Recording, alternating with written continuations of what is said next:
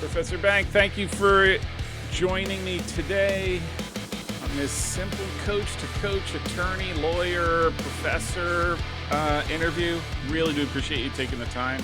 As I mentioned, I thought I threw a Hail Mary pass by reaching out to you after I watched you on Morning Kick Around with Jason Davis, and I thought, man, that would be such a cool conversation to have. So I am appreciative that you responded to me, little old me. So thank you.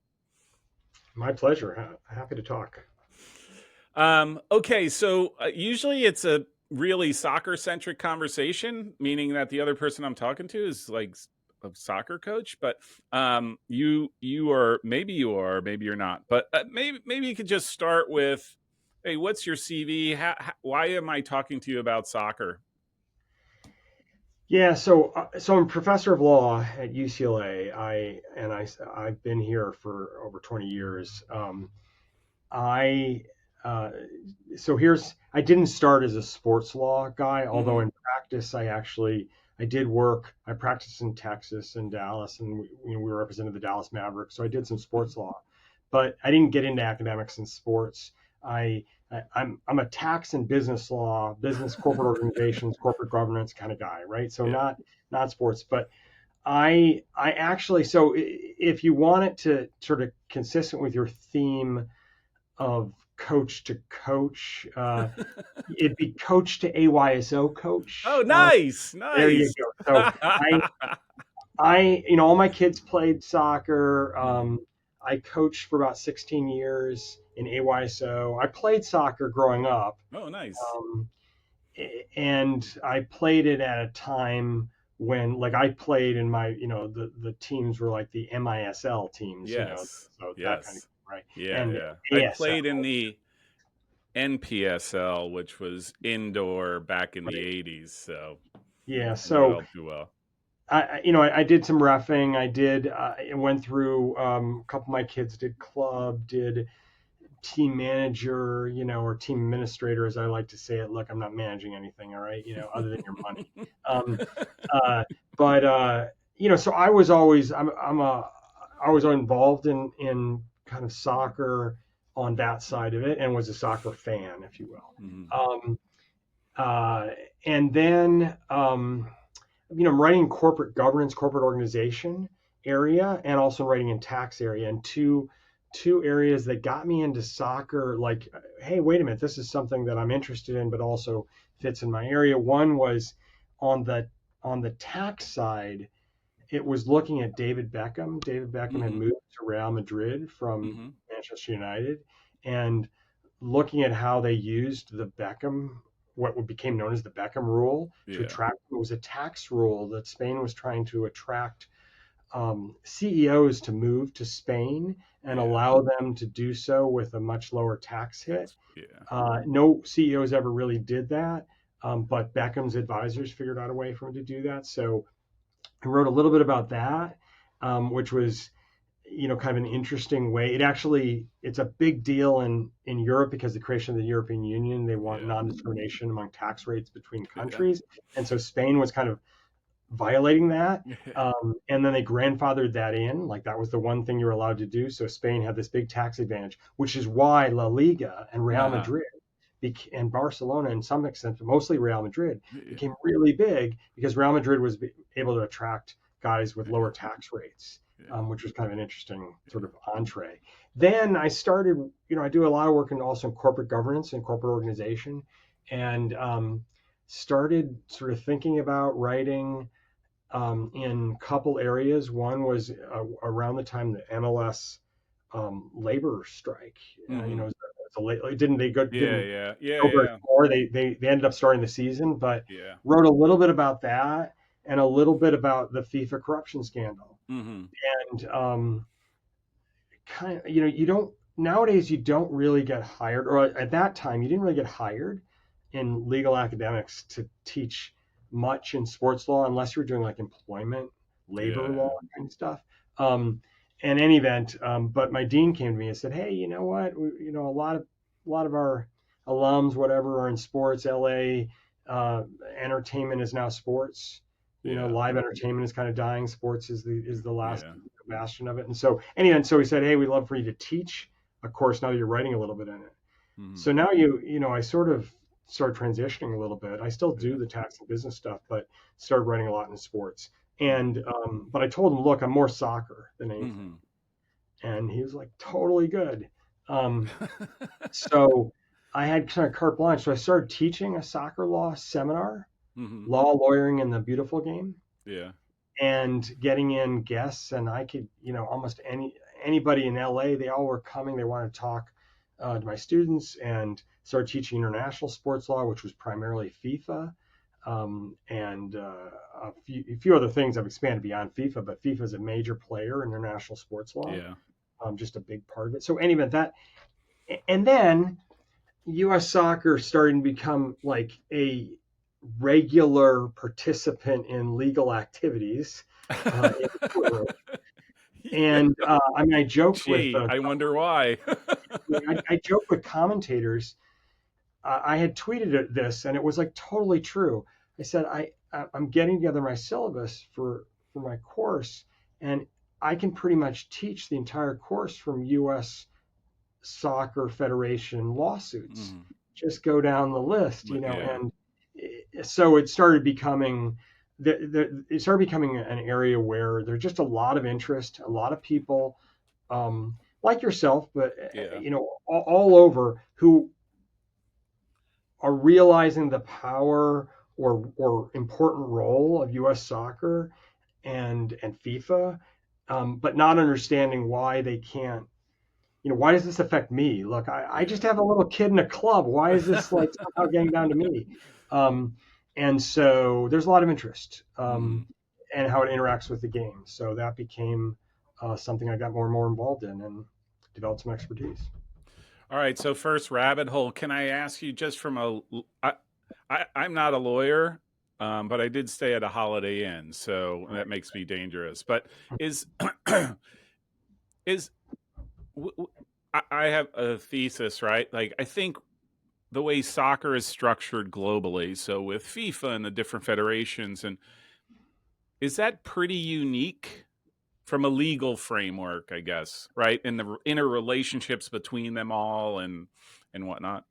Yeah, so soccer is probably the most international of the sports. Hmm. That is one of the few sports that can claim to have participants in all over the world and just almost every country. So it's very multi-jurisdictional, and it was that way really from the beginning of FIFA and the World Cup, Yeah, which is not that old really. yeah, It's coming up on 100 years, but 100 years. it's Yeah. still you don't have that in basketball. I mean, football doesn't exist, right? American Hmm. football doesn't exist. Yeah. You don't have that in basketball, even though basketball is maybe the closest. Baseball, they do the Little League World Series and then they say, get out of here. We don't want to compete with you guys.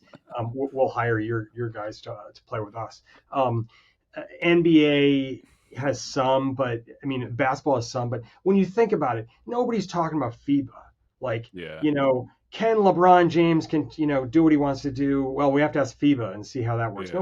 Nobody's asking that. The only place where you have any parallels is in some of the Olympic sports. Hmm. So what is now World Athletics, the International Association, Athletic Federations, in track and field. Track and field, Um, right? Yeah. yeah, swimming, Hmm. tennis, golf now, but not historically. They don't have that in the team sports. So soccer is and the way that it matters is because soccer has international competitions and an international market for players. Hmm. Hockey might be the closest Hmm. to that in terms of international market for players. Like Yeah. there's other leagues that are comparable to the U.S. league, Hmm. but really, soccer is one of the few sports that is globally popular, and the U.S. does not have the top league Hmm. in the. Yeah. And Yeah. so, from a legal perspective, I tell this to my students. Uh, Part of the reason that studying soccer law is uniquely interesting, beyond the fact that the game itself is Hmm. interesting, is that soccer is truly multi jurisdictional, um, multinational, It is the axis of power, like people think about as Europe, which is itself a big deal because the European Union and a lot of Right. countries and all that.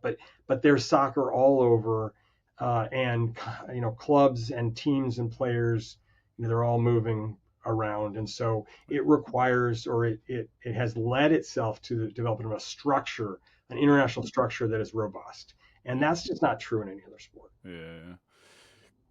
Is and again, because I don't know, I'm assuming that in every federation, for the most part, right? Like the U.S. soccer is U.S. law supersedes FIFA, whatever, FIFA rules, laws, what have you, right? And how does that relationship coexist, or how does that exist between an entity like U.S. soccer, which again, U.S. law supersedes FIFA, and then FIFA's relationship to U.S. soccer? Does that make sense? Yeah, I mean so it's an extremely awkward setup. Mm-hmm. Just to be honest, so U.S. soccer's relationship with FIFA is contractual, Mm-hmm. just like you join a membership association and you agree to be bound by the membership rules, um, and in the membership association they set up certain requirements to be FIFA's delegate, FIFA's Mm-hmm. representative in the United States. Mm-hmm. That's all contractual. I mean, it's like either you're subject to the bylaws of the organization. It's no Yeah. different than if you um, agreed to be a member of the NCAA Yeah. in the U.S. You Yeah. agree to be bound by their rules, but it's not. That's contract law. That's Yeah. not like the government saying you have to be part of the NCAA. You can go to the NAIA. You Yeah. can go Yeah. to some other organization, or you could Yeah. be an independent and not Yeah. not be part of them at all. But if you want to play in NCAA competitions, you got to be a member of the Yeah. The NCAA. If NCO. you want Yeah. to be a part of FIFA competitions, you have to be a member in good standing of FIFA, pay your dues, do whatever else Right. you need to do. So a lot of that's just contractual, and the issue then is sort of the power of U.S. soccer then flows from the the prestige and power of FIFA. Yeah. So whatever power FIFA has, whatever attraction there is to be in their competitions, Mm-hmm.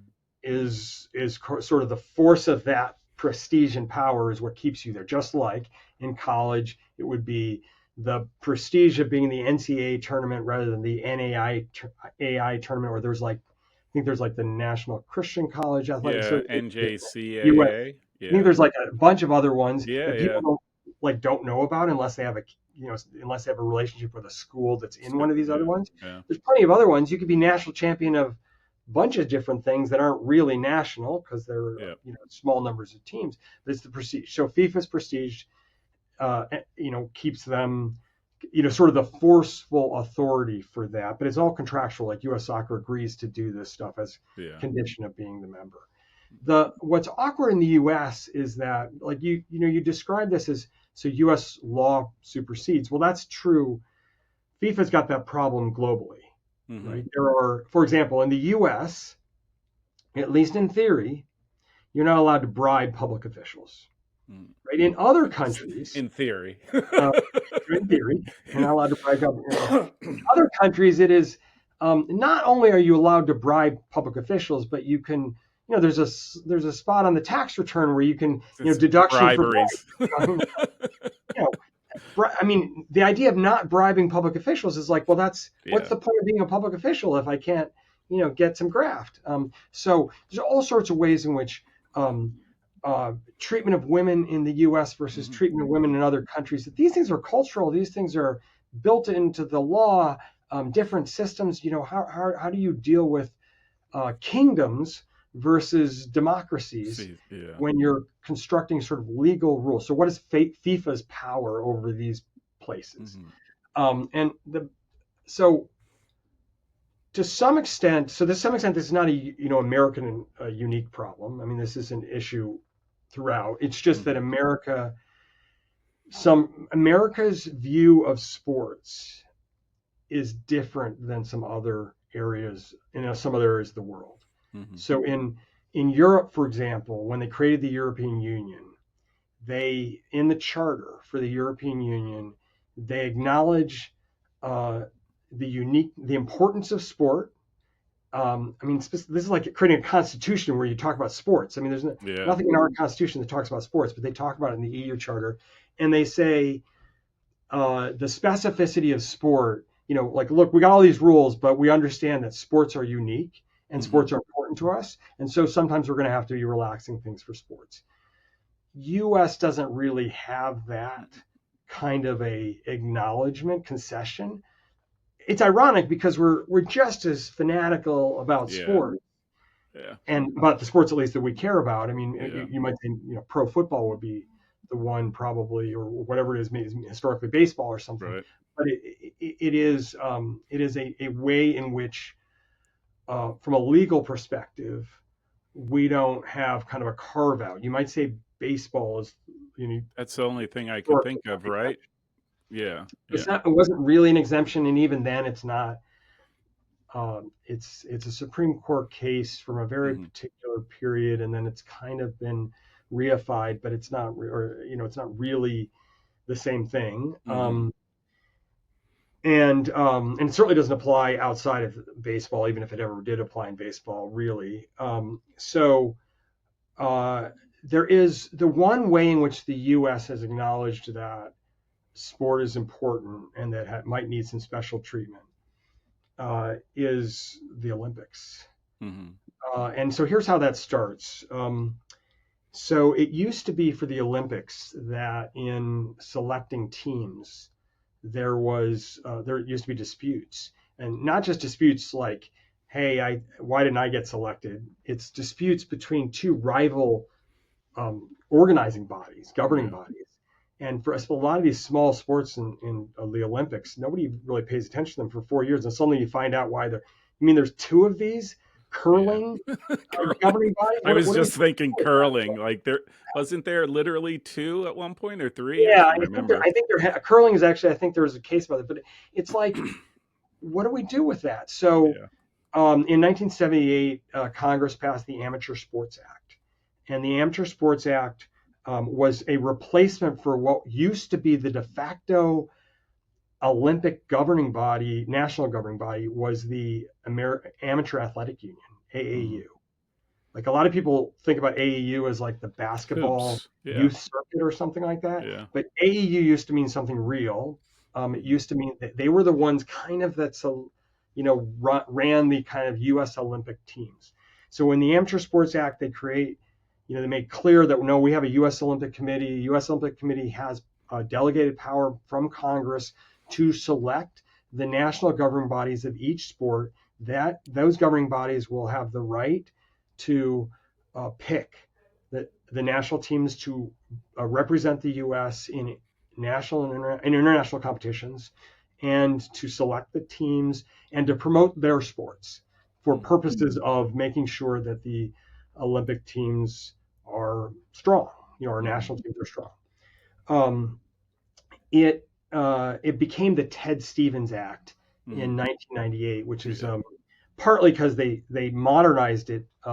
The Amateur Sports Act didn't make sense when the Olympics started allowing professional athletes to participate. Yeah.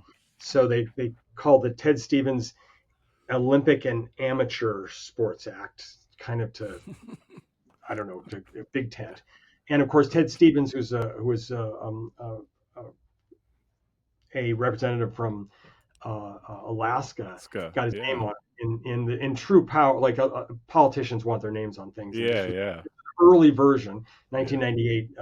But there's others like the Roth IRA, all this Yeah. kinds of. So the Ted Stevens Act gives U.S. soccer an implied antitrust exemption and a preemption of state claims for the activities that it is supposed to do under the act.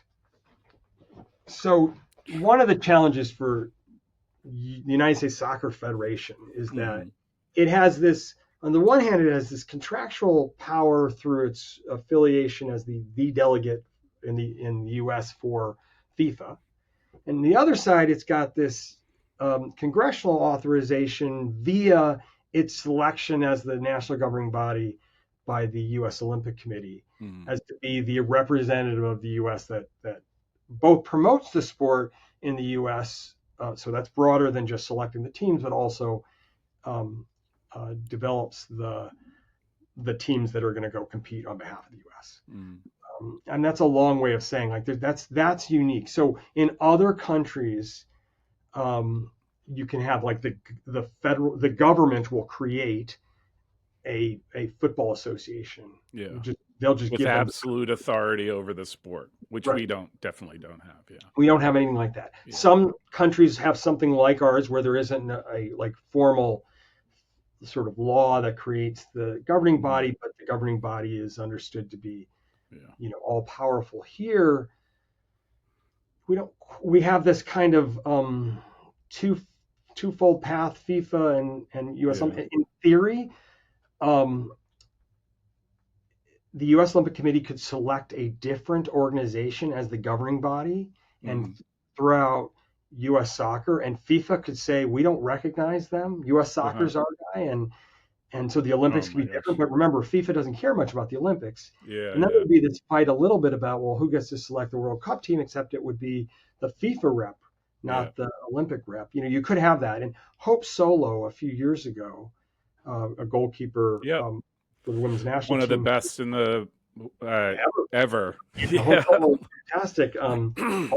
Also a regular player in the soccer law Yeah. arena, Yeah. providing lots of entertainment for Yeah. folks like me. So Hope Solo filed a claim, a complaint with the U.S.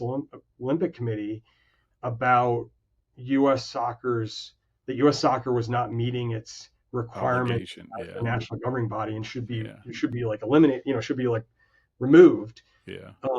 So you could have that like that. You could have these, and that would be really weird. You'd have these two different governing bodies, so to speak. But Yeah. that's so you cobble those two things together, and you end up with U.S. Soccer Federation. None of the other national governing Yeah. bodies really have that. USA Basketball doesn't Yeah. really have kind of that problem of like there's two different groups. Mhm. Um.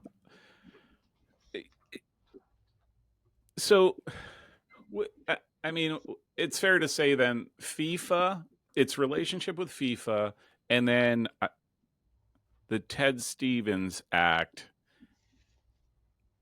fully or implicitly gives U.S. soccer its authority theoretically over soccer in the United States. Is that fair? Is that fair to say? Yeah, those are the two sources of authority. I mean, if you're going to Yeah, find any authority, it's through those two it's sources. through those two things. I mean, there's a third source of authority in a certain sense in that all the organizations that make up the membership of Yeah, U.S. Soccer can themselves but yeah, give them authority authority. to Yeah, act on behalf of them or right. do things for them. But that's more of a like internal authority. Yeah. Um. Now this is where I really start to think this through.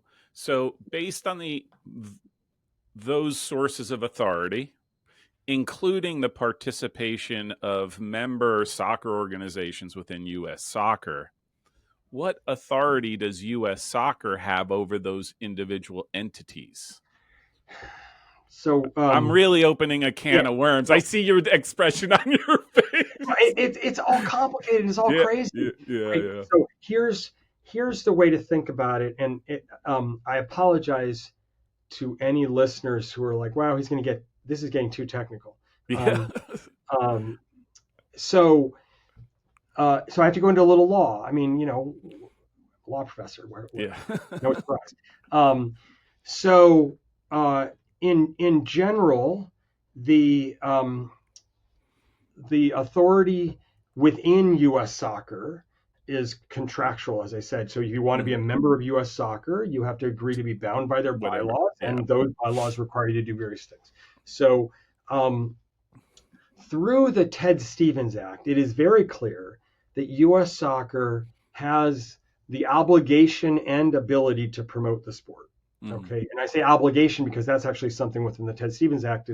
your mission should be to promote the sport. The theory being that whatever you're doing, we want to develop Olympic athletes or national Right. team athletes for the future, and they should. So the national governing body should do help with that, and help set standards and all those kinds of things for national competitions, so that they could eventually develop the pool of people who will represent the U.S. So viewed from the Ted Stevens Act perspective, when people complain like, why are we gearing all our efforts in U.S. soccer to select the 18 players who are going to represent the countries? Actually, that's kind of one of their main charges. Missions, yeah. From the U.S. Olympic Committee perspective, which is from the Ted Stevens Act, Congress delegated to them. Here's what you do, and that makes a lot of sense. Like if you're developing the the luge team, like for the Winter Olympics, like we need to build up luge in the country, to get enough people to be willing to put themselves into a cylinder that travels very fast. Yeah, very fast on icy tunnels. Yeah, I mean, which makes no sense, right? Like, what we need people who want to commit suicide, please. Yeah. How do we find them? So, in any event, it's very clear that U.S. soccer has that kind of a mission. It doesn't mean that they would have to control anything, but that they have that mission. And so creating things like ref licensing standards is good for the development of the sport, right? Or building fields, or providing standards that anything from youth all the way up have to hold themselves to, so the sport develops properly. Those are all things that make a lot of sense within the law, but really it's U.S. soccer has convinced a bunch of organizations that they are better off affiliating with U.S. soccer, right? Like, there's no reason why the adult amateur soccer leagues need to have any affiliation with U.S. soccer, right? I mean, they're not going to go to the Olympics. I mean, I apologize to the Sunday athletes that are watching. I still aspire. I'm just saying, like, might happen, never know. Look, here's my cell phone. I'm waiting for the call right now. Wasn't there a guy who just scored, Matko Milovic or whatever, in the U.S. men's national team game? Oh yeah. He was playing in he was playing in Canada, but he was playing in some kind of like indoor unsanctioned league. Well, not getting enough playing time. I'm the next story. I'm that next story. Never know. So in terms of authority, it's like a bunch of youth organizations decide, hey, we want to do this, but there's also a cause and effect issue. So U.S. soccer develops at a time when, U.S. soccer has been around since 1913. 13, yeah. Which, by the way, is when the first post-16th Amendment income tax was adopted in 1913. So the income tax and U.S. soccer share a birth date. I know that. I don't know if that's a good thing. Like that sounds only you would celebrate that, by the way. I'm just saying. I just thought of that, but that, it makes perfect sense, right? Yeah. Because the tax code is just about as complicated as FIFA rules and U.S. soccer rules. But in any event, so U.S. soccer has been around forever. But really it's sort of charged to be the governing body is more recent. But you really didn't have a need for a governing body. You're just trying to find anybody to play soccer in the old days. Yeah. And really, to be fair, when U.S. soccer starts in 1913, that's really just their FIFA's representative, and they just basically did that. Yeah. Later on in the 70s, you can imagine U.S. soccer starting to get involved in rec leagues and things like that, trying to standardize things, trying to make things legit. And that was for youth leagues. That's fantastic, right? Like, we need somebody to help us. We need somebody to help train refs, for one, but we also need someone to just help promote the game. So a lot of like what you see, in my area, be Cal South. But it's these state associations, they're all affiliated with U.S. soccer. But that, like, U.S. soccer gets some credit for that. Like, that's helping to develop the sport. Is first we got to get every state to have like a state Yeah. a State a federation, or group, like in that's California's just case, couple. that's Yeah. doing that kind of work, Yeah. right? Yeah. So, uh, so a lot of it's that like U.S. Soccer. It's not just that organizations developed organically and came to U.S. Soccer and said, "Hey, you have better insurance rates than we do," Hmm. which they probably do, but it was actually U.S. Soccer helped see what we need and help Yeah. develop those things. Yeah. You don't have U.S. Soccer. You may not have like a you know you may not have had a youth soccer association developed in Montana, except that somebody Yeah. said, Yeah. "Hey, we should get that together. We should organize Yeah. that." That, and So right, like your soccer experience, whatever soccer field you step on in a game, you know what to expect in each, no matter where you go in the United States, right? So that goes to the standards and everything else, right? yeah, I mean look, it's not obviously the fields are of Yeah. highly varying quality Yeah, sure. and are drawn by some parent who is hopefully not Hungover or much alcohol still. the night before Yeah. and gets the lines wrong. Um, but in general, yeah, I think there's some standardization. There's Hmm. some standardization on safety. Some of Yeah. that stuff is all developed in more recent Protocols. years. Yeah. But in any event, you have that. There's actually like a third limiting factor on soccer on sports now, and especially youth with safe sport, which is so that's Yeah. Yeah. professional Yeah. I developed just did safe mine. sport. After Yeah. the gymnastics scandal, I think that really got Yeah. going, and that's supposedly U.S. Soccer is one of the organizations that has to report Yeah. all that. But in any event, so the authority U.S. Soccer has partly is just people came to them or they helped start things. Hmm. Part of it is the Ted Stevens Act. Hmm. So that, for example, people get really upset about the governing power. I mean, really the governing structure Yeah. of U.S. Soccer, but it's very much dictated. A lot of it's dictated by Ted Stevens Act. So for the big thing that Ted Stevens Act is that athletes are supposed to have a third of the vote. Yeah. And so there's an athletes council, there's a Yeah. youth council, a And they professional all council. have weighted Right, voting power if you look at the numbers. exactly. But yeah. Well, and in the recent advances, which were basically designed to deal with things like athlete abuse, Hmm. the recent amendments to the Ted Stevens Act increased, and the Safe Sport Act, partly, all this interacting, increased the power of athletes. Hmm. Um, and I don't know that Really? people Oh, realize how much power the didn't know. athletes council has Yeah. over it. Fair enough, athletes having power over things like the selection of the national teams because they were national team Yeah. athletes generally. And that when I say national team, that includes like Paralympic, you know, na- Hmm. national teams. Yeah. It's not. These are not all people about, but they're people who Yeah. all work hard for their sport and Yeah. help develop it. But it means that they have like a pretty outsized power compared to the youth game, for example. And the Yeah. theory would be that all of them grew up in the youth game, and so they may like have some, good feelings about it, want it to be Yeah. successful, but they're not. There is no youth representatives on that. So the youth have their Yeah. own, but it's a smaller power. Professional league has power. Yeah. Adult amateur has Yeah. power, but a lot of that is U.S. Soccer's existing structure. And then you superimpose Ted Stevens Act requirements that are protecting athletes, and so you have this kind of Frankenstein-like organization that is supposed to That's putting it kindly, but that's well, okay. they're supposed to protect. They're like part of it is coming out of a belief that athletes have been mistreated. So that's like a not a soccer Okay. specific Yeah. strand. Yeah. Actually, believe me, soccer has plenty of examples of where young athletes Yeah. have been mistreated over the years. But lots of other sports have had it worse. Gymnastics, swimming are two But examples. yeah, But that's not particular to soccer. not at all.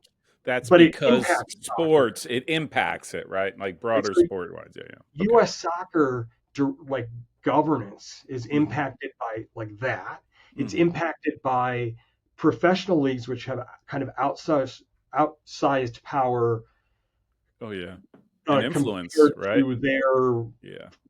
how much compared to how much youth soccer is played Yeah. or whatever.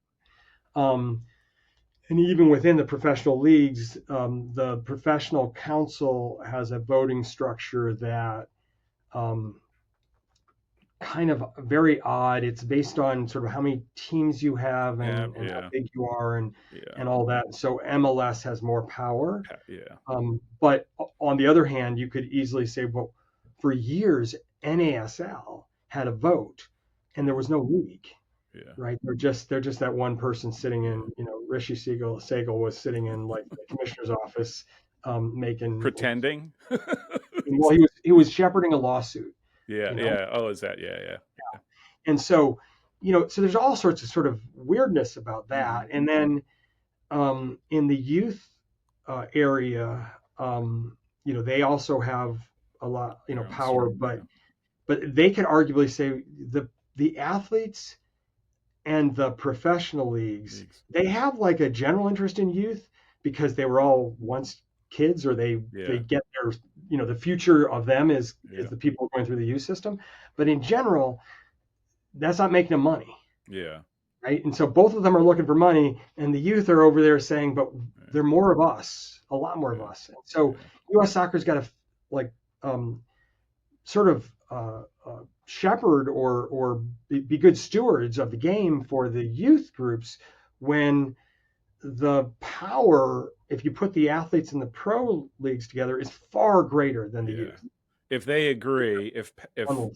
the leagues and the athletes agree to Right, something, that's going to happen right, regardless of what everyone else's thought is because they have to exactly. they So yeah. it's those are things you don't like, even in other national governing bodies in U.S. sports. You don't have this sort of structure of a Hmm. like a youth system mixed with a pro system. Yeah. Everybody's all working together. Yeah. It's just not done that way. There are leagues that do work for the youth. Yeah. NFL has NFL flag Like yeah. football and things like that, but it's Hmm. not. They're not directly connected that way. Yeah. So um, but in any event, all of that, and then you add on top of that, there's also FIFA regulations that Hmm. affect things U.S. soccer does Yeah. and what it's required to do to maintain its relationship as the delegate, as the official Hmm. representative of FIFA. Some of which have, affect youth soccer in a way that people don't fully Realize. realize. Yeah. You can, again, I was a team administrator for years. We had a kid who was moved when he was like 10 or 11 from Kenya. And, we had to get an international transfer certificate for the kid to Yeah. play, like the uh, nice kid, wonderful guy.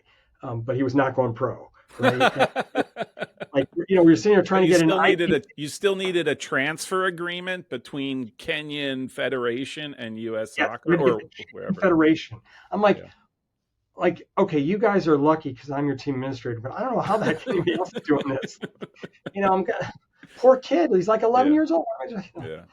Yeah. So there's a lot of frustration, but some of that is good because you're trying to avoid Yeah. abuse of athletes. Yeah. Yeah.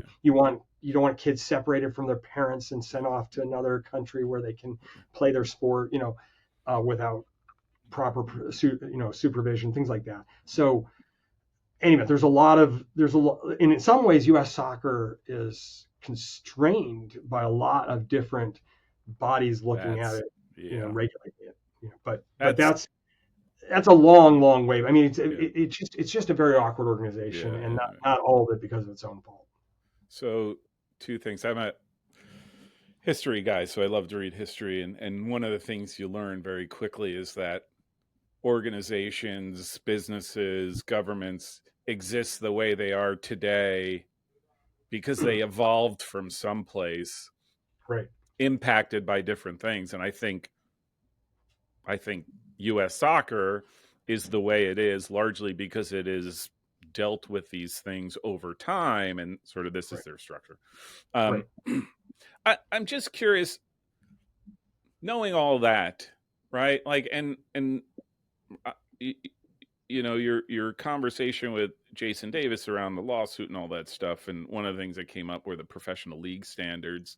I, I'm just curious, like, one, like, what right does U.S. soccer, right, in theory, have to come up with professional league standards that dictate how leagues that they can't necessarily control have to adhere to if they want the blessing of U.S. soccer to be Division I, Division II, Division III.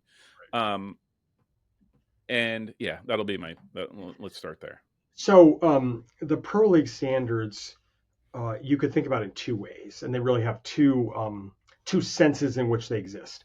One is like a trade association creating standards of quality for Mm-hmm. customers.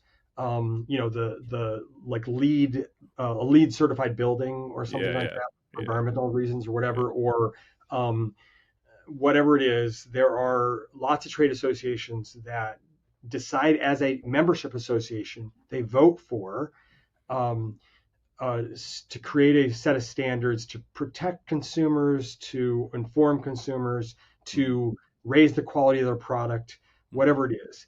And so, in one sense, and this is actually something not spoken enough about the NASL lawsuit, is in one sense that's all the PLS is, right? They're Division One, Division Two, Division Three. They decided, they voted for it, and what I mean is generally the Pro League Council, Mm-hmm. but it was approved by the board, which has representatives from youth and adult, which is also something that I'm sure the pro leagues are like, why are the youth voting on whether we have D1, Yeah, D2, D3 yeah. leagues?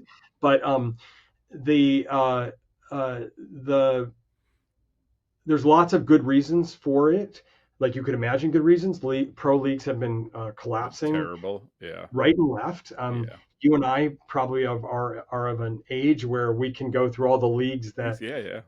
we followed growing up. I mean, Yep. people like my kids don't even really understand this notion that like MLS started in 1996. Six. Yeah, To them that seems a long time ago, to be yeah, honest. But it's like when I was going through, like we'd follow teams, and then they'd move leagues, and then the yep. league would end, and even in indoor, there was like the major indoor soccer league, and Soccer that league. ended, and then there was like a Yeah, continental indoor yeah. soccer league. Continental. Oh yeah, the CISL was around Yeah, for a few years. Yeah, there's all over the place. So, and some of them were the same teams, but like suddenly they're in a different league. yeah, Now, actually, my kids today probably would say, "Well, that makes perfect sense because we've been in 5 leagues since we started." yeah.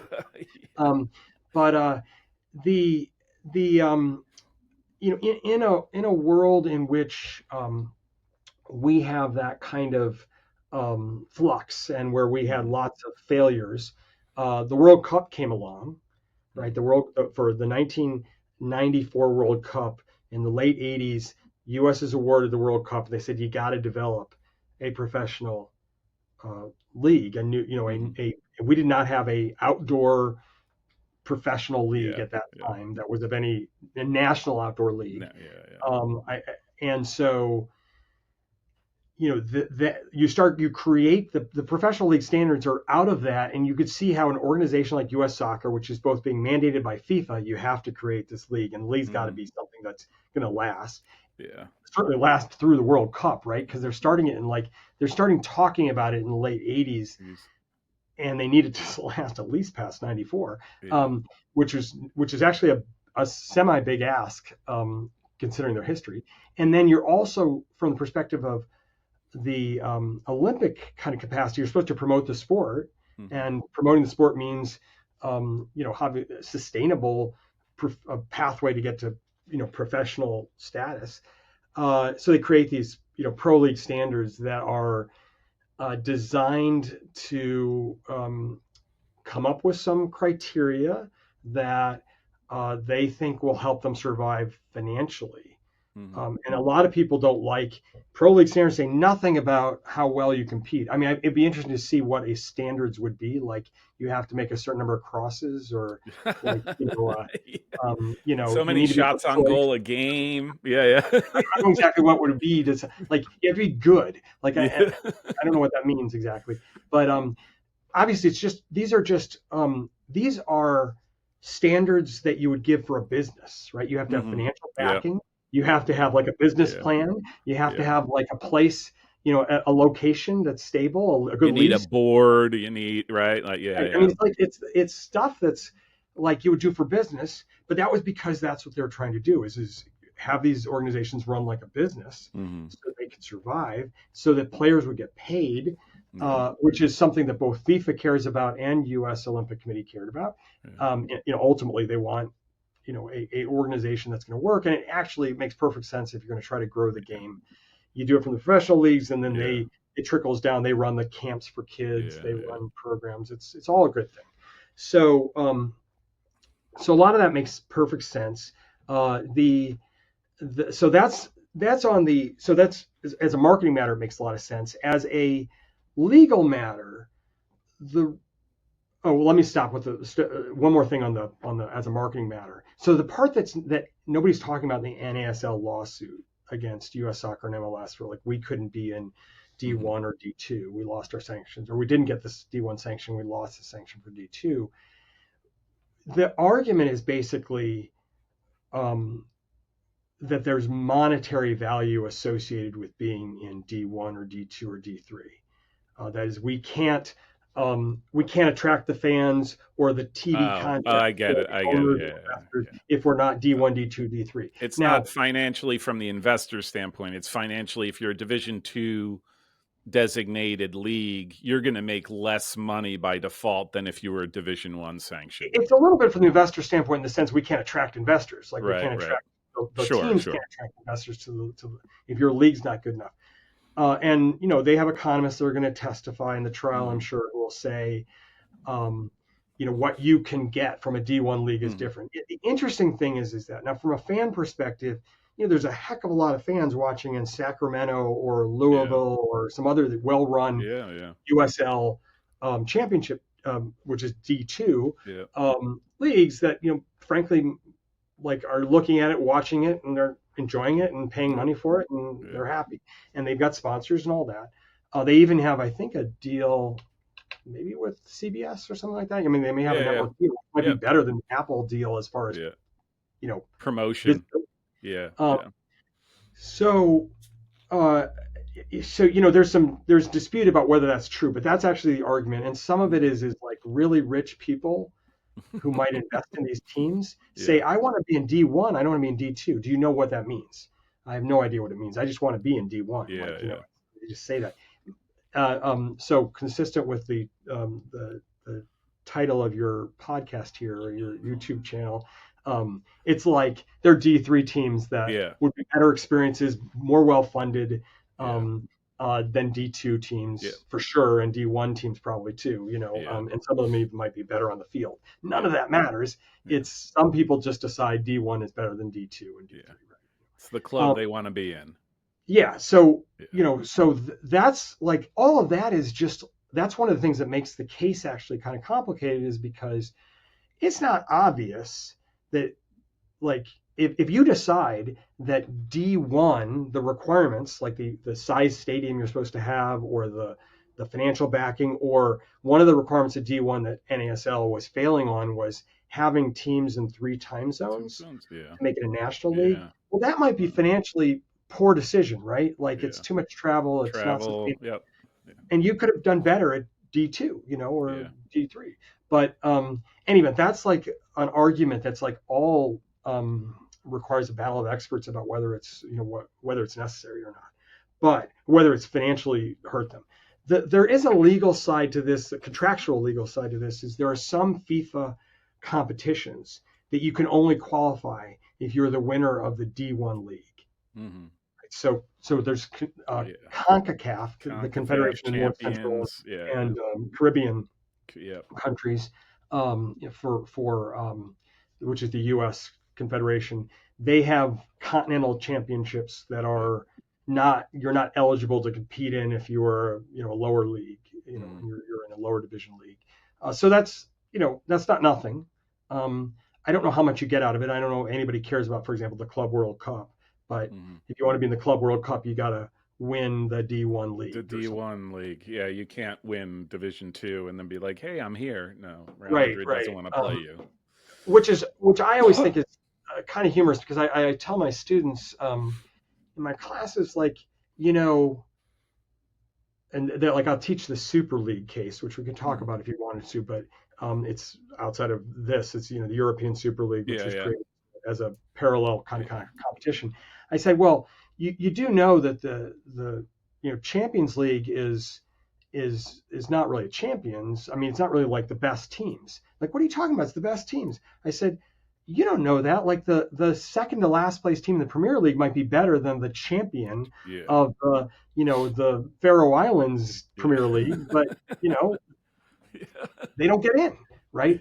Yeah. Yeah. So they're not, it's not. I mean, those are representation competitions. Like Yeah. it's a champions of all these different countries, but Countries. why Yeah. are The we best of the arbitrarily country. Yeah. Yeah. why are we arbitrarily doing that? And that's so the same thing you could say in the U.S. is like the champion of a D2 league in the U.S. might indeed be better than many of the teams Yeah. in D1 league. It just doesn't. Yeah. But in any event, that's a real effect. The other is you have to sort of establish, like I think that I'm not sure that local sponsors care, maybe national sponsors care, but in any event, that's the argument Yeah. for the pro league standards. So nobody has to actually comply with them, like, but they want to, right? They wanted these leagues. The irony of some of the lawsuit is that the argument is that NASL was was treated wasn't treated the same as the other leagues Yeah. in granting of waivers. Judged differently, right? Like I think I read But somewhere some but were the judged differently. Yeah. NASL was a break-off league. The Yeah. NASL 2.0, Yep. the modern incarnation of it, was a break-off league from USL. And when they went into their own league, they actually pushed for some of the modifications to the pro league standards, so that USL couldn't like compete with them. Compete or whatever. Yeah, So yeah. That's you brilliant. know And that's among the thing they're going after now, right? Is the standards. Oh, that's so awesome. I mean among the major leagues, um, they probably fight amongst each other. They would they Yeah. all want there to be number one. They don't want to Yeah. be two or three, whatever. But among fans, it's probably more relevant to say, what like are there more than one team in your city? Yeah. You know, as to whether you're going to go to games of Yeah. both. Although I'm in LA and I've gone to MLS games, I've gone to Mhm. USL games, I've gone to NISA games. Yeah. It's all just game. I've also gone to, high school games and Yeah. junior Yeah. high school games, and Nice. I've gone to You're D3 like soccer me. I'll games. go whatever. It's a game. Okay, I'll be there. Like I've it's just gone to games, yeah. all those games, and let me just tell you that uh, uh, some like perhaps one of the better games I've seen is a Occidental versus Redlands game in D3. Wow, very They have a interesting. really Shoot. Occidental's a really great environment, Yeah. and I've been to UCLA games, and UCLA Oh, games are wow. a little more subdued. Um, Yeah. uh, so my point is simply that like the fan experience, the other things, they can be pretty similar, but the pro league standards are to uphold a quality that is deemed to be good for the sport, and so that is really a lot less of a legal thing and more of a trade association deciding we Yeah, need to yeah. These are our grant rules. You fit in with those rules if you want to be a part of the U.S. soccer family, whatever but word they're more saying. than one D1 league, more Or than one D2 league, and we currently have more than one D3 leagues yeah, and we have more than two D1 leagues on the women's side, right? on the women's side. On Correct. the We just women's side, yeah, yeah, is that right? The W League, yeah. USL Super League. Super I League, guess yeah, they're the new ones, but yeah, um, and that's a sign that at least whether it's in response to antitrust rules or because but or it's have U.S. soccer saying, "See, there's nothing stopping you from being right, a." You're right. We'll give it to you if you meet these certain exactly. criteria. So we would love it if everybody was a D1 league and you just compete. Yeah, But yeah, that's like you're not there yet. yeah, yeah, yeah. All right, so this is starting to make a lot of sense, right? The federation is more just that, if a loose federation of all these different entities that are somewhat under the umbrella for a common cause, which is soccer, but they all have their own interests, and really, U.S. soccer does not have, in your like the legal authority to impose itself on these individual entities. It can't go to Major League Soccer and say, Major League Soccer, this is what you have to do, because because we're telling you it can't go to USL and say you have to do this, or it can't go to NWSL and say you have to do this. There's no, they can't mandate anything to these lower leagues. Is it? Well, so It, they have more of like a they have the carrot and stick, I stick, suppose. yeah, The carrot is they often have money yeah, because they have the broadcast rights over right. national teams, National team, and yeah. so that is any kind of money that you can get. They also have the rights granted by FIFA Mm-hmm. um, to um, uh, to games that are from foreign Mm-hmm. countries, clubs in Yeah, foreign countries or national teams in foreign countries played in the U.S. So they can put those on or share. They can charge a fee for those, yeah. sanction them. That's actually the interesting thing. There's a lot of attention given to the North American Soccer League lawsuit, the NASL Mm-hmm. lawsuit. But I actually think the more impactful lawsuit is the relevant sports antitrust lawsuit against U.S. Soccer, which is also going on right now, but not the trial yet, Yeah. which is contesting the ability of U.S. Soccer to deny sanction Denied to sanctioned games. El Yeah. Clasico or any Yeah. other Yeah. competition in Yeah. the U.S. Yeah. because that authority by U.S. Soccer is one of the ways that they can control the purse strings, but also a Right. way to protect competition Yeah. for their own leagues, which is and in that case, in the relevant case, NASL, USL, NISA, whatever it is, and MLS are all in the same boat. Like, hey, Yeah. we don't want to be Yeah. become a subsidiary of the Premier League or La Liga or something like Yeah. that. Yeah. Yeah. But so they have that. They and then in theory they could tell them, if you don't do this, we won't sanction you at all as a league, Mm-hmm. and then you can't. Um, in well, historically, the big stick was your players would not be able to Yeah. participate for the Yeah. national team in Yeah. World Cup competitions. That was a massive stick. Yeah. That um, uh, that is something that I mean the traditionalist, like the fan who's like, Yeah. you have to do this, you have to do this, probably hasn't been paying attention really closely to the legal developments in Europe. Not surprising. We got enough of our own legal issues to worry about.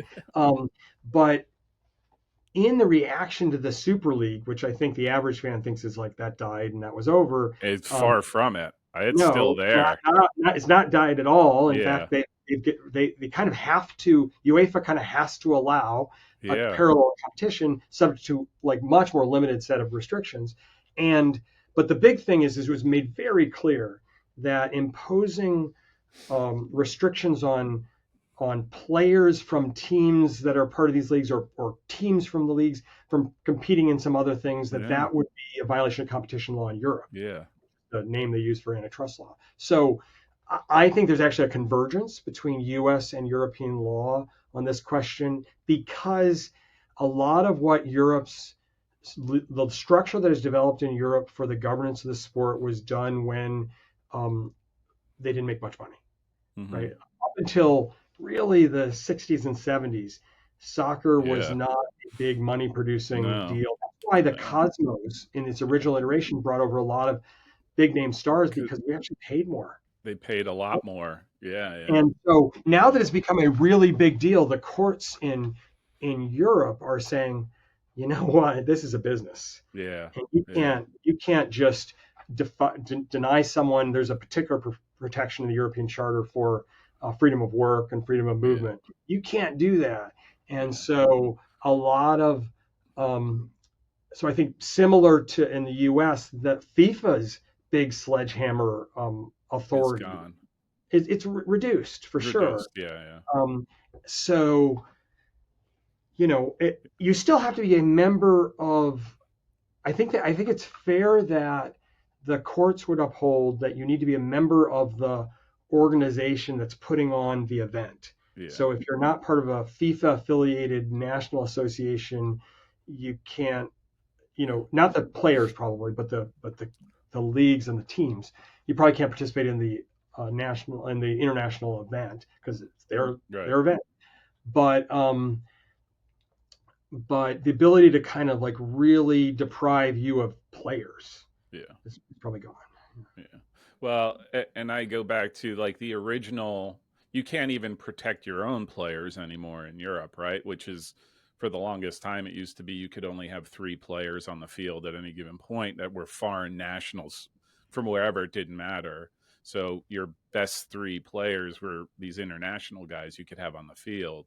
And then since the EU and different legislation um, and the rules of you can't discriminate against workers or athletes, that's gone out the window. So you have teams that you can have as many people as you want.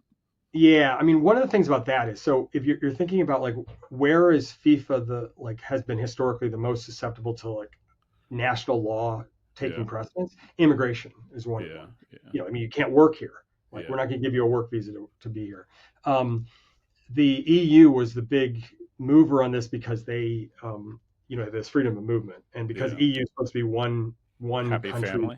Yeah, one person could live in one country and work in another country, and yeah. that has to happen. And that's why for the U.S. player, it was, can you find a passport from an EU You country, and then you country. Yeah, yeah. participate there. But you could still, in a lot of countries around the world, they still have those kinds of rules that Yeah, require certain number of players. Mexico has something yeah, like that.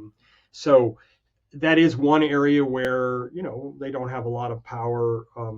But but yeah, like the what is probably the biggest change in the game was a legal case, the Bozeman the case, Bozeman. Oh involving a yeah, yeah, Belgian player that yeah. basically granted them free agency, and Yeah, that they could, at least after their contract was up, yeah, that they could move, and those kinds of that raised their prices dramatically, which is to market prices, you might say, because yeah, obviously they're making a lot of money still, but that changed the game pretty dramatically, yeah, and it's going to change more. I think it's like those protections for workers is going to change more. The closer European players get to a true union, yeah. the more they can really push Oh, they that. can. Then anybody can come in and drop in whatever amount they want and just snag a player. I think that I, I would think at some point, like they'd be able to break contracts, right? Like just to because they got a better paying job somewhere else. Kind of like, hey, I can quit today and go get another job tomorrow because they're paying me more, right? Right. Well, and I mean, that what you just said, the second part, right? You can just quit today, which is Yep. the vast majority of people don't have anything close to a contract, like a Yeah. long-term contract. Right. Most jobs, you give notice or whatever, but Yep. that's it. Uh, that's where we're coming to. So in Europe, there are these buyout clauses, Yeah. and in certain countries, those were technically illegal. So you had to have what we would call in the U.S. a liquidated damages clause. So like you can move whenever you want. There's no, like, we don't have to agree to anything, but it's going to be $1 billion, and so Yeah. that's what Yeah. they did for That was people like. that was really big for a while, right? They would say, "Hey, we signed Barcelona did this any number of times. Hey, you can get Messi, but you're going to pay us, I think it was close to $1 billion. If you're going to take him, Until you're going to give us PSG a figured billion." out, yeah, okay, we'll do it. Yeah. Yeah, yeah, yeah. So you can buy these guys, but that is starting to change. They're like, you set these Yeah. unreasonable amounts. Yeah. That's You not really basically what. lock the player in with that, right? Like, hey, I'm going to cut off your opportunity elsewhere, whether it's for money or happiness, whatever that case is, because I'm going to put a clause in your contract that is effectively a poison pill for anybody who wants to come close to you. And in Right. the U.S., this is, I mean, we're going far afield here, but in the U.S., That's there's okay. an argument that, like, the MLS standard contract is usually like you sign the Yeah. 1 year deal, and then there's like 3 years of Some options or 2 years options. of Yeah. options. Yeah. Yeah. In Europe, those are often considered unreasonable. Yeah. Um, and it could happen in the U.S. too, where they say, look, you can't do that. You can't like Yeah. lock a young player in, and then they basically have them for 4 or 5 years. Yeah, with Against their only a level. 1 year commitment, right? Like, hey, we're going to lock you in for 4, but you're only committed. We're only We're only committed to you for one, you but for you're committed one, to but us you're for so committed for 4. Yeah, yeah, yeah, yeah. But At the these same are the salary, all that kind of stuff. Yeah, I mean, a lot of people's frustration with the organization of the game today in the US and in Europe is that the law is moving towards giving players the same rights that ordinary people yeah, have in their yeah, jobs. yeah, yeah. And so when you say it that way, you sort of like, okay, well, like maybe they should have the rights Yeah. of ordinary people, but it is true that sport is unique. So, Yeah. for example, I don't think transfer windows would go away Mm. because, well, you could leave and just give 2 weeks notice. Yeah. You could see how like a team could fall apart and a whole schedule Yeah. change Yeah. if you Yeah. could allow anybody anything to happen. So, you have these periods where you can do it. Yeah. So, it, the U.S. version of what's going on in soccer globally and in the U.S. is NCAA, right? It's got Mhm. as many lawsuits as it can, count, and it's going to have more. I mean, it really is infinite number of lawsuits, and like, Oh but my gosh. for bundling them all together, Yeah. all these junior college athletes are, suing Oh all. my gosh. So Everything as I have said before, every rule that the NCAA has, a rule or guideline, is open for lawsuit. yeah, absolutely. Period. Right? So JUCO. Oh, why do I only have 2 years of eligibility left? I was at a right. junior college. I went to a 4 year. Now I should get 4 more years. Right? Like, yeah, So it's a so like in the NCAA, I mean, this idea of like the transfer portal and all that, yeah, like, and now somebody's like, screw it, I just want to go, right? yeah. I'm leaving. Like, why do and Why so am I obligated to do it your process to go when I just want to go? Yeah, I think that they could say in season, like, yeah. we're not going to let you switch teams like at halftime. Mm-hmm. Like, I'm Mm-hmm. just going to go across the way. My kids have been in games where you want to say like, let's just walk across to see if they need, because you're just like, this is awful. But Yeah. uh, there's some limitations that I think that U.S. courts would uphold, but they're Mm-hmm. reasonable limitations. And so sport is by its very nature collaborative. Like, Yeah. you can't have a competition among teams unless the teams agree to common rules and all of Yeah. that. Yeah. So Yeah. there's sports exceptionalism exists. Yeah. The courts do allow it, but there's limits to that, and one of the limits is like player movement. So I think it's one of the reasons why Major League Soccer's structure as a single entity with respect to player contracts Mm-hmm. is allows them to do some stuff that Otherwise, they otherwise couldn't. you couldn't do. But that aside, as long as there's an antitrust exemption for collective bargaining agreements, Yeah.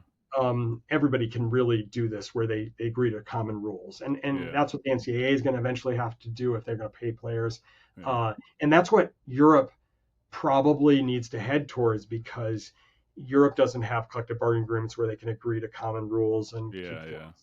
things, I avoid it. said But that they that want was the big, to me, that was the big frontier. Thought just in terms of players, in terms of salaries and what they get paid, there is no rule. It's just made up out of thin air, right? Why does Messi make 100 million and some other guy make two for same age? Doesn't like I always thought at some point for survivability, Europe has to come out with these are some rules about how they're going to get paid and to keep it more reasonable across players across leagues.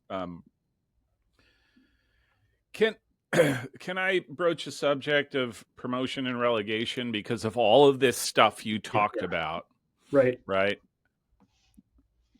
It sounds to me like US soccer could say, "Hey, our ideal is that for Division 1, you got to meet these requirements and you have to have promotion and relegation."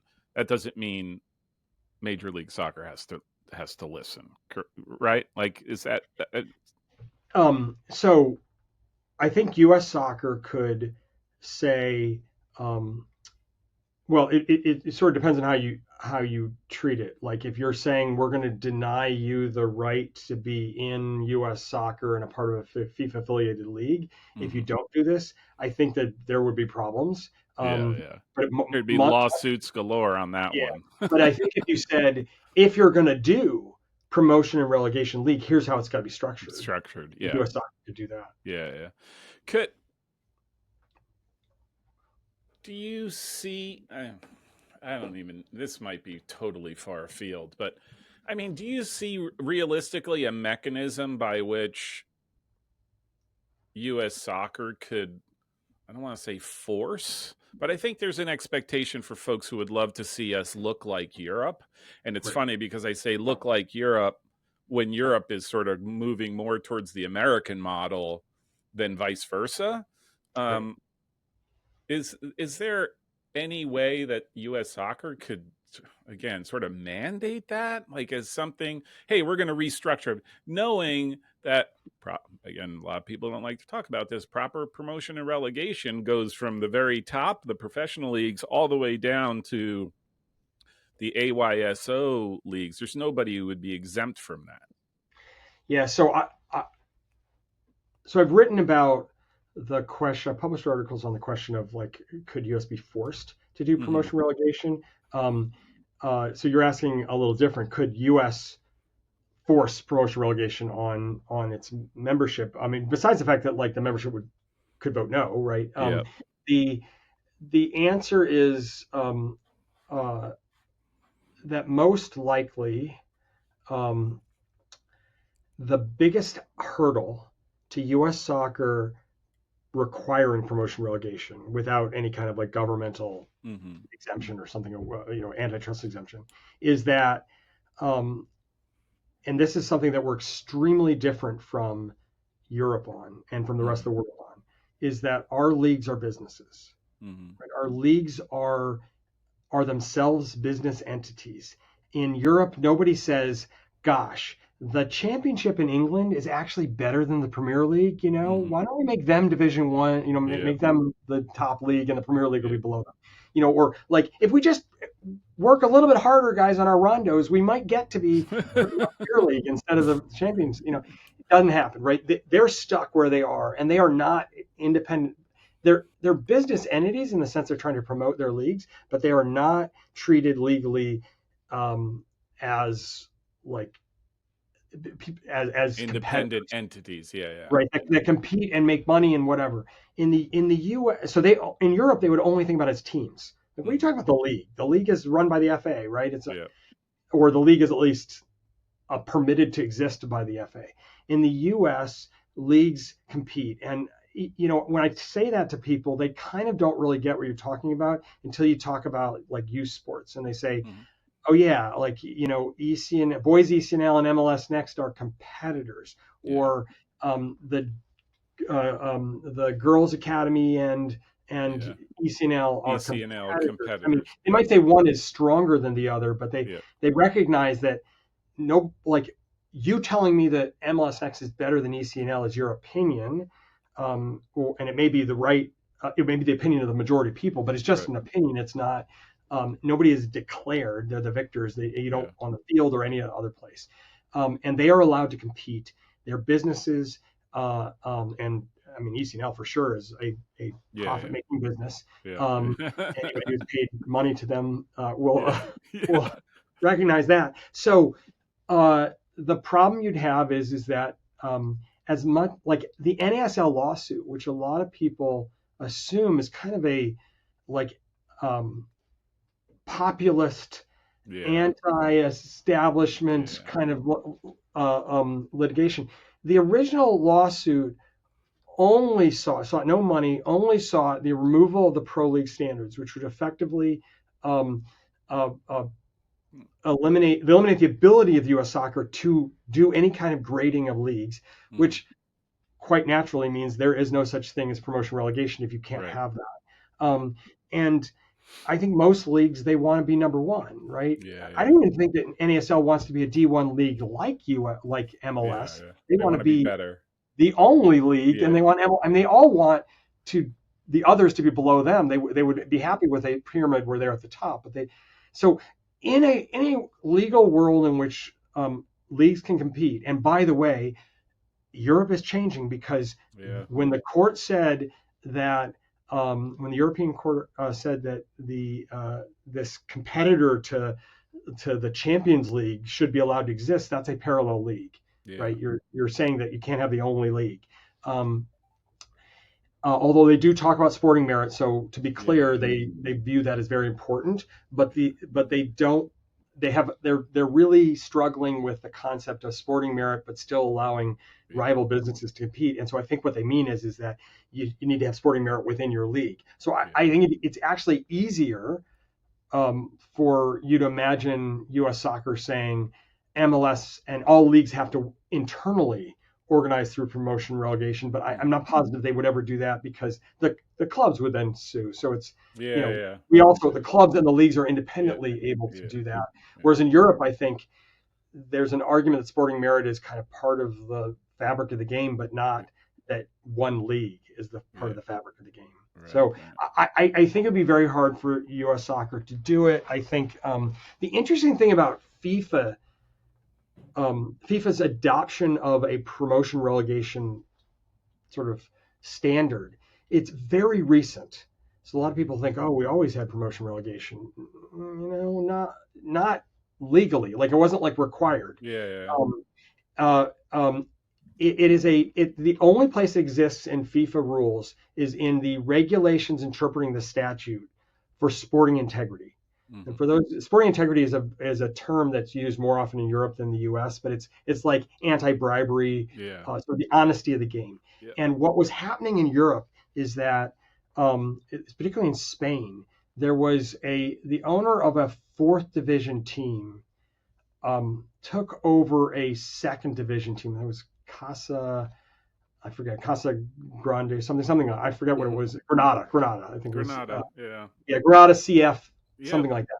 But in any event, they took over a second division team, like the corporate organization, and um, Effectively had two teams, well, right, they in the city. effectively Yeah. were allowing their S- fourth division Yep. team to become their second, Yeah. to move up Yeah. to the second division. Yeah. Is was the theory, and so um, they, the FIFA said this is, you can't do this, Yeah. and so what they put in the rules, Spain had upheld this because Spain said, oh, this is just like a legal acquisition. Yeah. One controlling shareholder acquire, an Yep. investor acquired a different corporation. Yeah.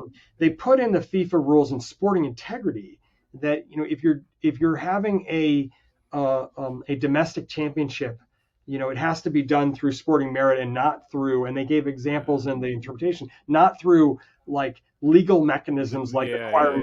Yeah. Right. You're not just Uh, buying so yourself in through some crazy machination that you've come up with. Yeah. so FIFA never really requires it, and this a case was brought by Miami FC, an NASL team, and by Hmm. Kingston Stockade, which describe themselves as a fourth division team, though there's no such thing as a fourth division in the U.S. I Yeah. guess everybody's a fourth division. Yeah. There. If you're not in any of the other divisions, you just Not in sort any of other default. divisions, you must be fourth division. It's a really big division, but Yeah. you're in. Um, I would like to say I'm in the top of the fourth division with Yeah.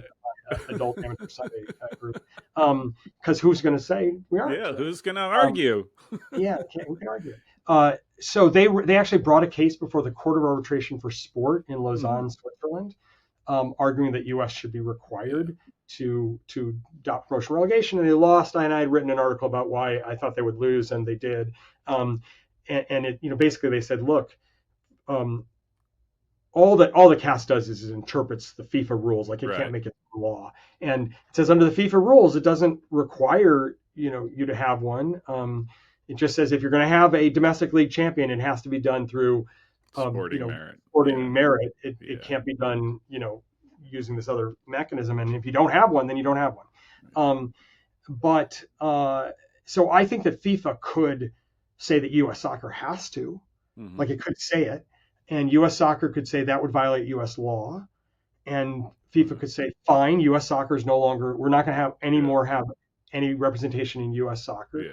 And if you believe with Gianni Infantino Tino. being in the inauguration, like right behind the Clintons, Yeah. then you don't believe that FIFA's going to anytime soon say, we don't care about U.S. soccer. You guys are Yeah. out. No. We don't need your money. Yeah. I There's mean, also this thing called the Department of Justice that's just waiting for something to do. so so it's not happening anytime soon. So, uh, but really, I mean, FIFA actually has allowed other leagues to do this. You could argue that that this is as Australia and the U.S. are the principal ones, and Yeah. you Yeah. could argue that, well, they will eventually, but um, I don't think I don't think that it would work in the U.S. I think it would violate antitrust law because the leagues should be able to compete with each other. I Yeah. think um, there is a pathway to promotion relegation in the U.S. Um, and I haven't written about this, but I mean, I do think it's like historically the historical pathway, because when you look at the U.S., it's not as if we don't have a single structure. Yeah. Like the NFL has a single structure, the Yeah. NBA has largely a single structure. Yeah. They don't have promotion relegation, but they have a largely a single structure. Not competing leagues, they don't really Mm. work. The NFL, every so often gets a competing league in the spring that Yeah. Yeah. Yeah. I don't know what they do. XFL. That was my favorite. Yeah, the XFL, the USFL. USFL, whatever. Um, the you have to go back to the origins of promotion relegation to see how does something like that come about. And the Mm. origins are in England in Yeah. the late 1800s, turn of the century, turn of the 20th century, late 1800s, and then up to the early 1900s. There was the first professional league, the English Football League, and so okay, we got the English Football League, we're great. And then uh, the Football Alliance, a rival league, but Yeah. not really a rival. They were like not as good as the English Football League. Like say, hey, we want to join you guys, and they'd said, okay, we'll let you merge with us, but a lot of your teams aren't good enough. Like we'll take 3 of your teams, but the rest of them, they no way. Yeah. And so they created like a second division because they merged. They Yeah. acquired all these teams, Yeah. and they merged, had 2 divisions, and then they said we'll do promotion relegation, and eventually they standardized it as automatic. But Mm. for a few years, it was like for a while it was just if we think one of you guys is any good, then we'll promote you. Well, yeah. And Yeah. Yeah. one of you guys There is really wasn't. loud. There was Well, not a rule, if I remember correctly. There wasn't like this hard fast. Oh, if you're the no, champion, then we'll move you up, and we'll right. move our worst guy down. There was nothing. It was just sort of like, yeah, we'll take you if we think you are good. And yeah. So you could imagine in the U.S. historically, what has happened when you have competitor leagues Yeah. is they merge. Yeah. The ABA and the NBA, Yeah. the AFL and the NFL. Yeah. Hockey's had tons of mergers. Yeah. You end up with these mergers. So it's not as if the U.S. really practically has kind of competitive leagues where we have like 6 leagues Yeah. of teams in all these sports. It's that um, we allow you to compete until you guys give up, Yeah. or you Yeah. decide to Yeah. acquire each other. So you could imagine something like that happening. So MLS could have its own promotion relegation. Yeah. MLS could acquire USL and do Yeah. promotion relegation. That's where I I think thought it would go. Like if you that's I could, think it could happen that that way. that legitimately could, right? Because also, right, just I think the way the leagues are, or in this case MLS is structured, right? Like you're becoming a shareholder of the league, and you're given the rights to a club. Right. And okay, so you take in another league, you take in the USL, and you have all these teams, and suddenly you have 100 teams, whatever the number is, and you're, I don't want to say you don't care about your individual team, but you're a shareholder of the league, so you can now start to make a determination. Oh, well, maybe we can start some sort of promotion and relegation thing. I mean, as a corporate, I also, obviously teach Yeah, corporate governance and business law and all that. You can those that's just a money issue. Like yeah, we got a bunch yeah, of yep, investors. We, yep, we could give you founders stock and call yep, the other guys Class B stock or something yep, like that, yeah, and we'll yeah, figure yeah, out how to yeah. work, and you can get The equity. originals get their higher percentage. You guys are joined now. Yeah, yeah, yeah, yeah. I mean, there's ways to do it, but so I can see something like that happening. That is not what pro rel advocates want, right? They want No, comprehensive the mechanism sporting where merit.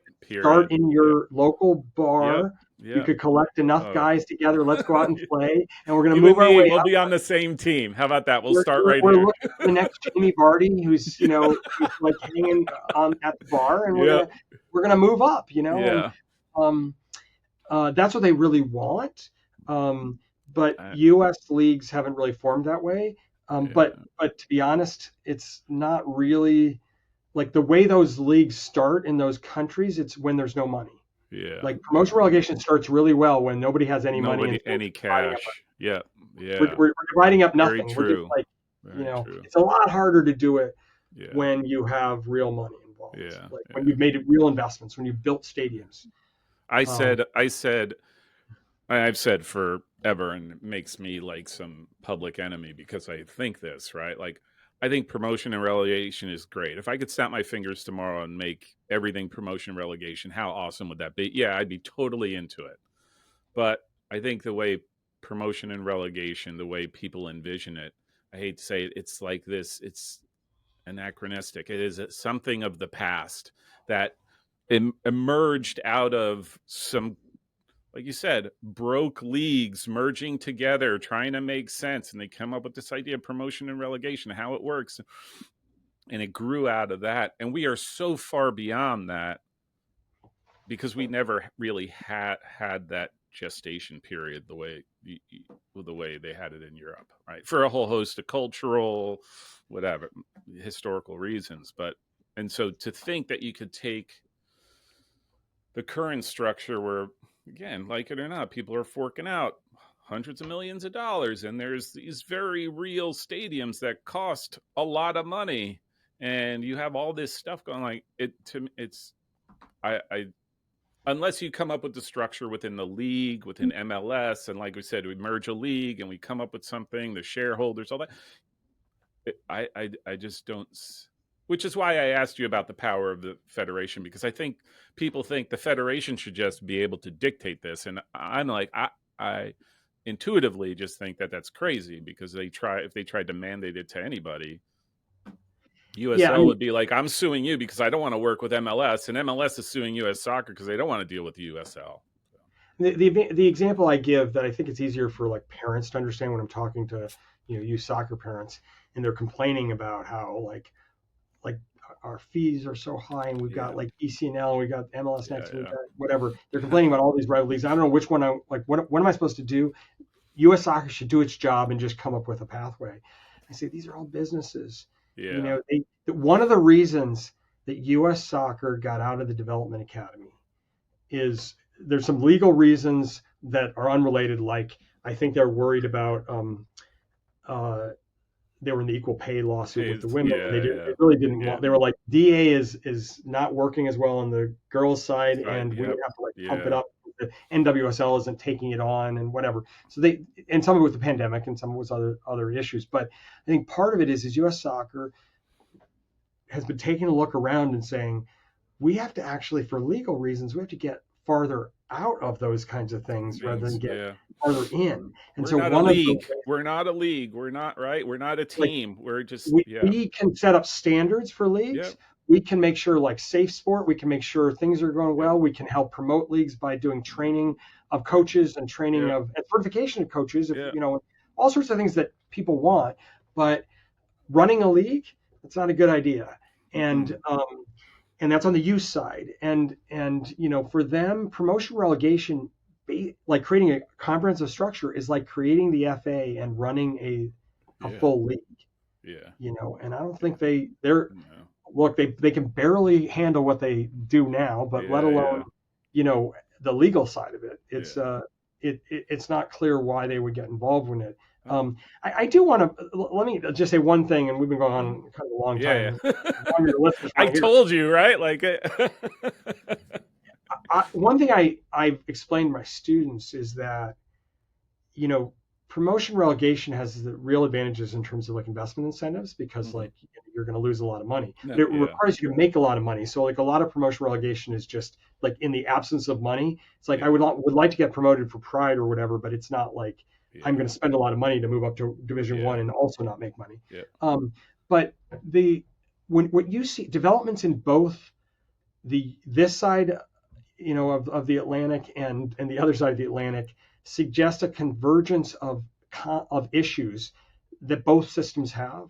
So uh, in the U.S. we have playoffs, Yeah. and like playoffs aren't like not making the playoffs is not as big a deal as promotion relegation. Totally Yeah. agree, right? The Yeah. financial cost Sure. is not as high. Yep. But the reason why Europe in their promotion battles now has playoffs Playoffs. is because Yeah. they realize that's really exciting. Like people Yeah. love playoffs. Like let's do Yeah. playoffs.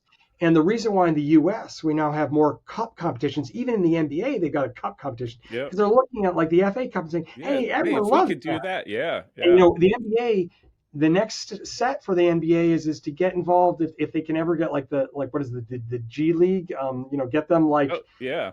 like get them involved, or like get Yep. some smaller clubs in. Yep.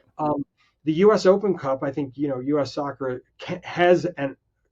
can do a lot better job with that, and has kind of Yeah, bungled sure. that in a way Yeah. that makes no sense, because that Yeah. one is not the legal issue. Like, No, there's no no. point. That's just administrative organizational nightmare that Like, they've why don't you just? I yeah. mean, on the other hand, it is this is where it gets problematic in like something like the U.S. Open Cup. Um, do you make it a condition of Yeah. membership that you Yeah. participate in the U.S. Open Cup? Um, like a lot of clubs can't afford to. They Yeah. don't do it. Yeah. So Yeah. any event at the lower level and at the MLS level, they Yeah. could, but they don't. So, but in any event, the U.S. Open. The point is that promotion, relegation, and the U.S. system. So what I described on the morning kick around, it's the North American model of sport and the European model of Yeah. sport, like how academics would talk about it. Yeah. Uh, they have different features, and it's not we're not quite as like one is the way to do it and one's not. No, They're no, different. totally They not. have Yeah. positives and negatives, and Yeah. both sides, because we now have cross pollination, pollination of like media. Yep. Everybody's seeing things. There's a lot of ideas flowing both ways, Yeah. and Yeah. playoffs are going that way. Cup Yeah. competitions coming this way. Um, Yeah. there may be a common system they eventually all evolve Yeah. to, Yeah. but I also think the Super League, the first iteration of the Super League, was like a reaction to, hey, we would like to not also get Yeah, relegated. yeah. That's what I said. Keep the I money. To me the Super League originally, like you said, back when it first started, you started hearing about it, was these very large clubs that are billion-dollar businesses or whatever it is, Real Madrid's, the Barcelona's, the Yeah. Spurs.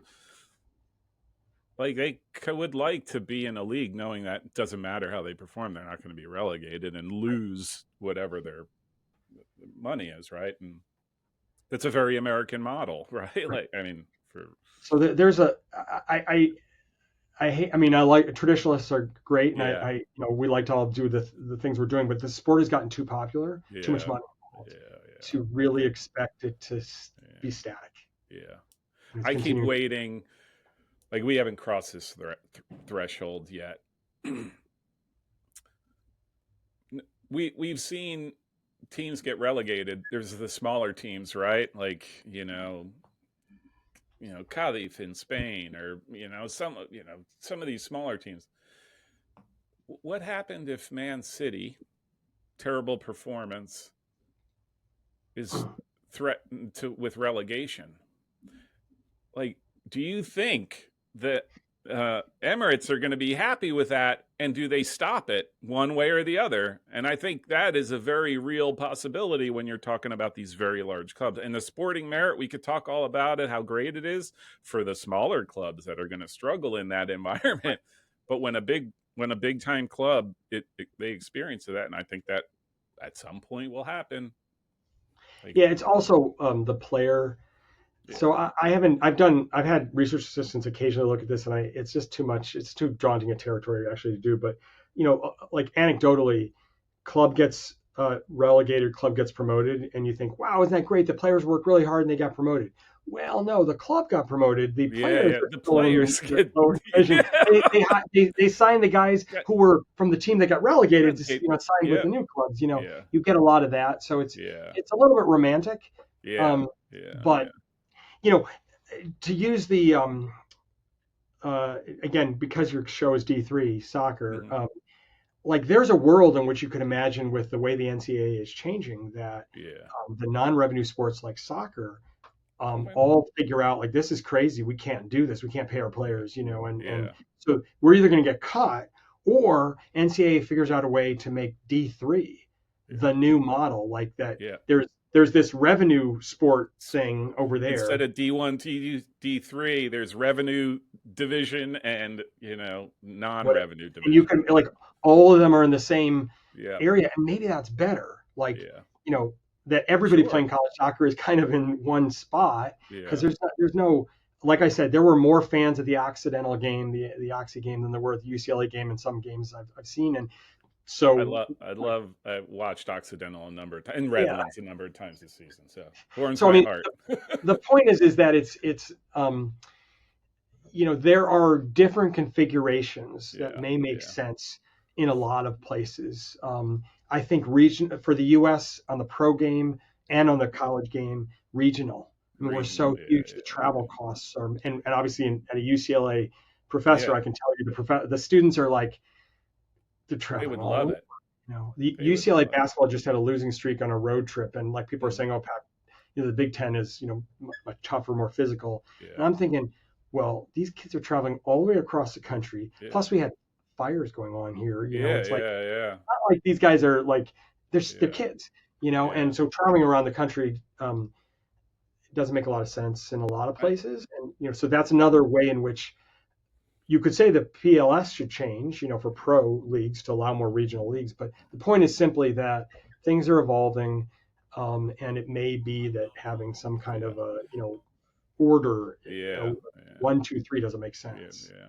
I just see to the whole travel thing and regionalizing. I forget it was what coach. I thought it was a softball coach from maybe Arizona State or somewhere talking about with all the moves between the conferences that happened that they thought it was absurd that a kid who is there to play softball and study has to travel halfway across the country for a game on a Tuesday and then has to come back and you're expecting them to be excellent students the next day. And his whole point was like, I don't understand why they don't just make conferences. You got a Northwest conference, you got a Southwest conference, and you sort of divvy up the country that way, and people participate within that conference, and then you could have the national tournaments. We're doing a disservice to the kids, but I don't think they ever thought of that. I thought, that's $100 million, or we're going to make if we move. And so, anyhow, Yeah. Professor Bank, thank you very much. This was awesome. This was Well, fantastic. Really do appreciate you taking the time on MLK Day to chat with me about this. It was really, really informative, and I do appreciate it. And wish you. I don't know how impacted you are. LA is large, but all the fires and stuff. I wish you guys all the best, and hopefully all that. thank you. We So are. I don't know when this is going to air, but hopefully there will not be anything happening fires. Yeah. since then. We have a big wind event coming Oh my gosh. Yeah. tonight, so Oh hopefully it my won't. gosh. I'll say a prayer for you guys. So, but thank you very much. This was fantastic. Do appreciate it. Thanks for having me. Yep. Thank you. Awesome. That was great.